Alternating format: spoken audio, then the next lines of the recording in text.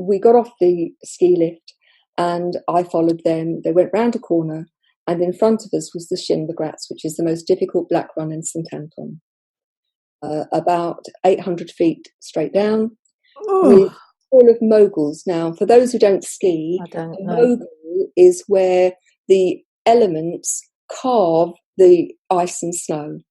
And there can be a couple of inches, but these were 6 foot. And so you had a slope with bump after bump after bump going down. Yeah. So if you skied across, you had to ski in between the bump and then turn on a bump to come back down and do that. I'd done about a third. I'd done black runs before, but I'd done about a third and I'd left it too long and I'd gone into the powder snow and I'd fallen. I'd lost a ski. And it took me about 20 minutes to ski down to the party who were sitting below. They were all sitting like elves on a mushroom. Took my skis off, sat. We were just talking. It's a very hot day, and the top of the mogul gave way, and I fell about 150, 200 feet. There was nowhere to land. Knocked myself out, and came to about 2/3 of the way down this black run. Took them a long time to ski to me. I was determined not to have the blood wagon. My mum used to say bloody minded. I think stubborn, Anyway, I managed to get down to the hotel. Was in a bit of a state, but we were travelling home the next day, and I went straight to A&E. I'd got a concussion, and I'd trapped a nerve in my neck. Lucky that was all. I'd imagine you'd have had a lot more. If I'd had my skis on or I hadn't knocked myself out, I probably would have either broken my neck or killed myself. Oh, wow. Anyway, I got back to school, and 5 weeks after the original accident, I was a deputy leader on the borough ski party, and we were taking 156 10 and 11-year-olds skiing. Ooh. And I was given permission by the medics to go because we had a doctor with us. Right. But as the week went on, I became more and more like Quasimodo. Yeah. And on the last evening, I said to my colleagues, I've got to go and lie down. And I went up and lay on the top bunk. I'm not quite sure how I got up there. And I suddenly found that I was paralysed down one side. Oh, wow. Didn't want to shout and frighten children, waited till somebody came, and then it was all pandemonium and I was carted off to hospital. And really, my health has never been the same. So I was several days in hospital and then airlifted home. And over the next few weeks, I managed to get over it. Enough to go back to school, bearing in mind my work ethic. Yeah. Managed to get to the summer holidays, was very pleased to get there, thinking I've got 6 weeks to really rest. Yeah. On the 8th of August, I got a phone call to say that John Hughes, my lovely head, had suddenly died in his sleep. And I was acting head. Oh. And 4 months later, I was appointed as permanent head to the school. Gosh. And I was determined throughout I was there for 21 years. I was determined that my physical situation should not impact negatively. Now, over the first few years, things deteriorated. My mobility got worse. I kept on going into hospital. They would try things and they wouldn't work. And eventually I ended up with a 4-month stint in hospital with an experimental drug therapy that hadn't worked. Now, the day before I went in, it was a summer holiday, and I'd gone to Wisley, the gardens with friends. Yeah. And I'd managed to get from the car park to the kiosk. And there was the possibility of hiring a wheelchair to go around the gardens. But I wouldn't. I was so pig-headed. I sat in the car park waiting while they all went round. But by the time I came out of hospital, I had no choice. I had to use a wheelchair. And for me, it was a really big lesson, because we so often think, what will other people think? What will they think of me? Will they think less of me? And I was really worried about what would the children do when I came to school in a wheelchair? What would the parents do? Kids didn't bat an eyelid. No. Parents were absolutely fine. And the staff only wanted to borrow my wheelchair to do wheelies around the hall. Big lessons. Yeah, can imagine. So I then decided to keep away from doctors. But in 96, I sneezed and ruptured a disc. I had failed back surgery syndrome. and became completely wheelchair bound. Then it took me 18 months to walk to the bottom of the garden after lots of nerve blocks and things. And then I was sick and I ruptured another disc, and I was completely wheelchair bound until 2004, when I had an internal spinal stimulator fitted. So I can now walk short distances, but I still need to use the chair. Now, there was a huge gift in all of this. Of course, yeah. And the gift was I couldn't physically get into most of my classrooms in the wheelchair. It's too big. And even if you could get through the door, you couldn't get round. And I was determined that I wanted the children to have the best possible education that we could give them. And I wanted the staff to want to learn and to be happy. And the gift was that I developed, and it didn't happen sequentially and structurally, it was a bit like serendipity, but I developed an approach to empowering other people and enabling them to step into taking responsibility for their own performance, to understand what excellence looked like in the context of the school, and unpicking that language which enabled people to take responsibility. Wow. The school was very successful. It was on the 100 best schools in the country while I was head. Lovely. We became a beacon school, and I worked in a whole variety of jobs outside school to bring a budget into school to keep at the cutting edge. But what was happening is my health was deteriorating. Of course, yeah. And in 2004, I was given an ultimatum.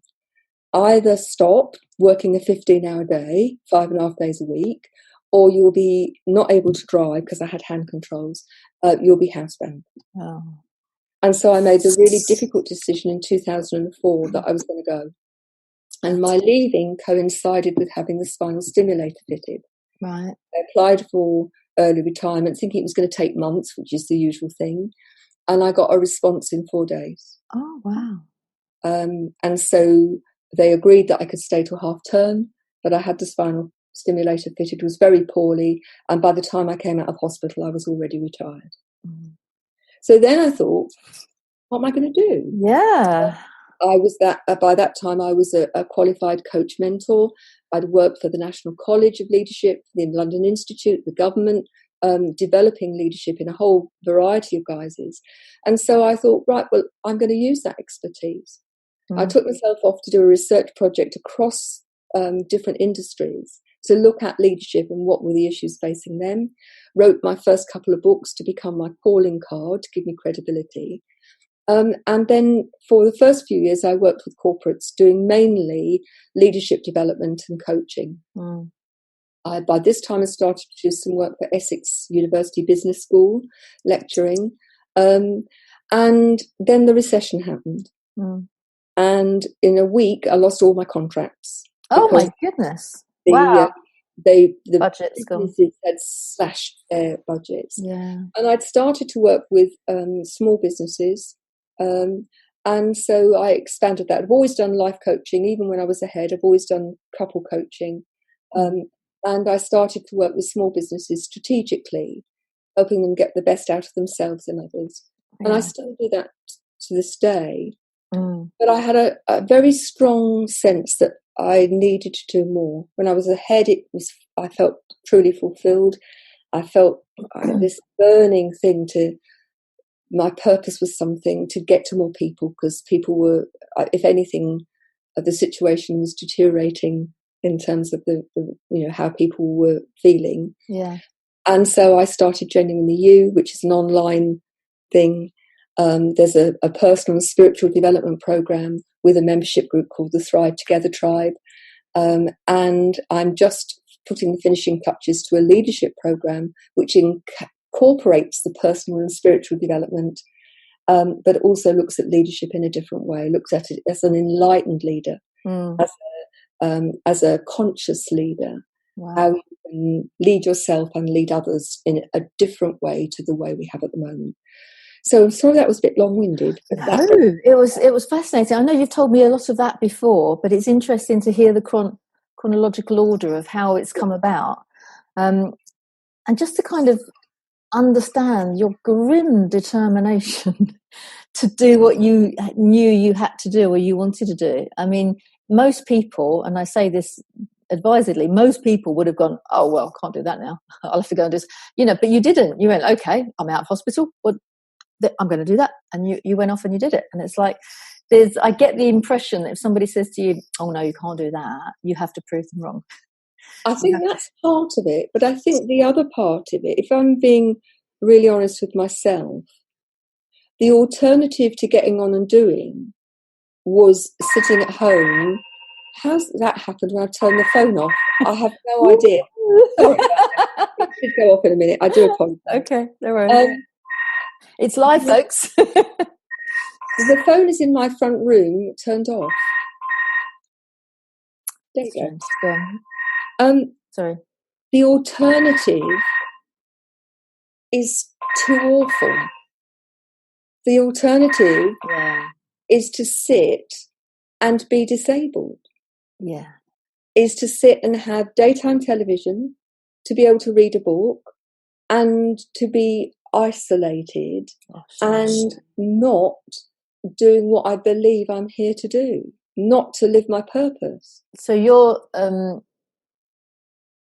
mission in life is very much, I liken it to the determination of what first flashed up for me, the 2012 Olympics, with the Paralympics that followed. And you look at these people and you think, well, I can't even do half of that, and I've got 4 functioning limbs, and they're doing, oh my goodness. And it all came about after they became disabled. And it's like they have this drive in them that is really something that's so strong that failure isn't an option. And I get that from you. You might not want to be an Olympian, but you kind of go. It's being true to who you are, isn't it? And you see, I think disability is a metaphor for life. Yeah. All right. People diss their ability. They say, I'm not good enough. I'm not rich enough. I'm too tall, too short, too fat. I'm not enough. Yeah. And they carry that disability. How many people do you know who get in first to say, I'm no good at that, before somebody else can? Oh, yes. Yeah. Or they qualify. One of the things, I'm quite good. And you say to them, well, what actually, if it was somebody else, would you say quite good or good? Yeah. But you qualify it partly so people don't expect too much of you. Partly because, particularly in England, the UK, we don't want to be seen as arrogant and boastful. We're very self-deprecating, aren't we? It's straight in there. In the States, very different. Yes. Very good at telling you how good they are. Yeah. There must be a middle ground, because, sometimes the extreme of being, I'm amazing, you're like, oh, really? Okay, you might say that, but and we're the other one, oh, no, it's nothing, don't worry about me. There's got to be that middle ground where actually just be honest, just. With my disability, I get in my wheelchair, it's always on fast, and I wheel away. Okay? And I think that, I believe life, life is about learning. It's one of the things that motivates me is about learning. I mean, as a teacher, I'm sure it's very similar for you, and contribution is also very important to me. But actually, the disability for me, and when I talk about it being a gift, that doesn't mean there haven't been some days which were fairly bloody. Yes, I'm sure. But there has been a huge gift. I was always doing everything at such breakneck speed. I was, a very goal-oriented, and I recognise that what I've learned to do is to sit, to observe, to give myself the space to use my intuition in a way that I would never have done. I'd like to think I would have done, but actually I know myself too well to know I was too busy being busy. I am the consummate human doing, when actually I need to be more of a human being. And if it wasn't the accident, I've no doubt, for some people it's a heart attack, or it's redundancy, or it's a breakup of a relationship.